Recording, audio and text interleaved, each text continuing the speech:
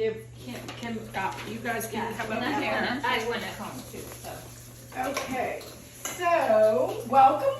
This is fun. This is our third sourdough workshop. A disclaimer up front, I'm not a master baker, hardly at all. I do love to bake. I do love to make soup. I love to cook. I do not know how to bake. But I kept hearing all about the sourdough. And one day I didn't even measure. I just started like threw my own recipe together. Lisa, who is a master baker, about died, went into coronary over how I prepared my bread. But then she came over and the loaf was like literally like, like a cupcake. But it was so delicious. The crust was right. Everything was perfect on it. And so I'm like, maybe I could do this if I started measuring and doing everything properly.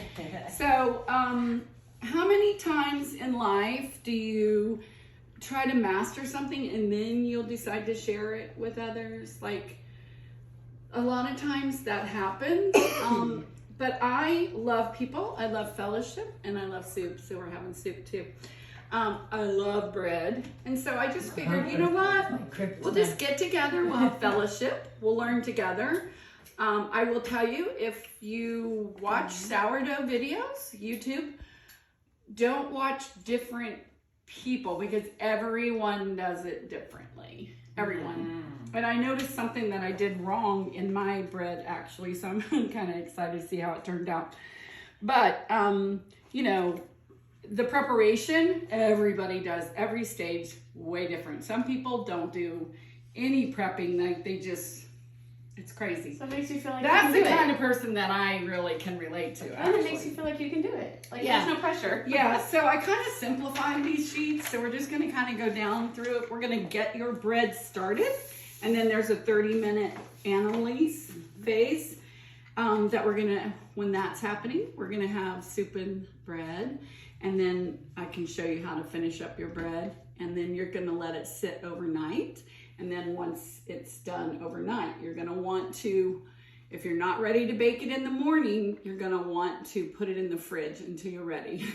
Well, it will Overproof. and it will be flat and sticky. Flat and Jewish I bread. did that the first time, and I managed to get it in the Dutch oven. But it was delicious, right? But yeah, it only was this big. It was a little more sourdoughy fermenty, but it still turned out. So Yeah. I was excited when I did it right. I knew it was going to be good. And kudos to you that you just kept trying and trying to. She's even made crackers from the discard. And like she's loving it. Yeah, I love it. And Cynthia, who's not here today, her first loaf flopped crazy, but her second loaf was beautiful. Alma's first loaf was beautiful.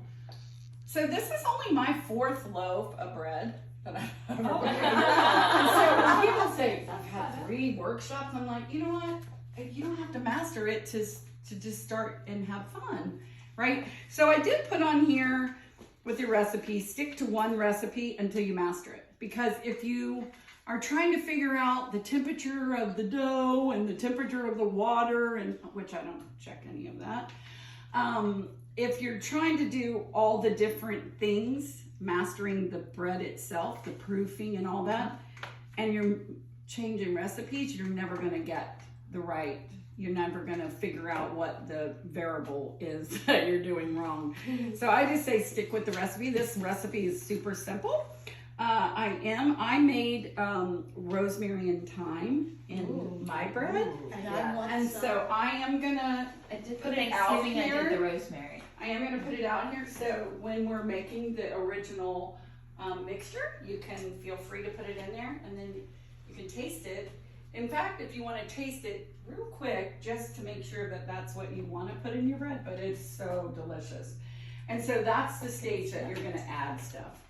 So we're gonna get started, and okay, so I have here on your table, I'm gonna get you 150 ounces of measured grams, sorry. 150 ounces. Wow. That's a lot. Okay, so I have one scale. So Denise, you can show start, get that to 0. Did you need me to bring my 9? No, it's fine. I did. I So- was gonna bring mine We're on and grams. I forgot because we were going to the Oh, parade. sorry, Lisa. So what I did was I took 50 grams of starter and then took 50 grams of flour and water. So I fed it. So that is 150. So you're going to just use this whole. You want to see the bubbles in it. I've tested them. They do float. So you're going to put, and hopefully that gets to 150.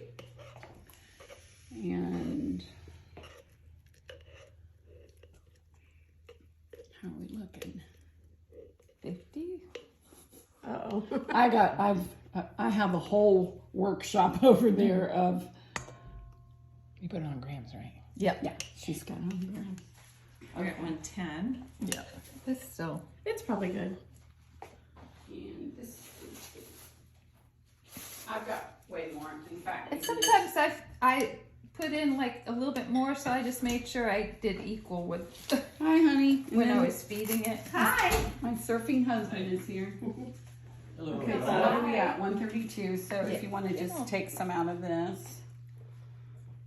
Maybe. Maybe. I will let you, when you have a starter going at home, if you're a guest, I'll let you take your starter. I'll let you take a jar home. that's what I was going to tell you. Okay, so you tell me. Good. Whoop. Good Save. catch. That was a great save. Okay, so that's what you're gonna start with. Let's get everybody get their starter in there, and then we'll measure the water from there.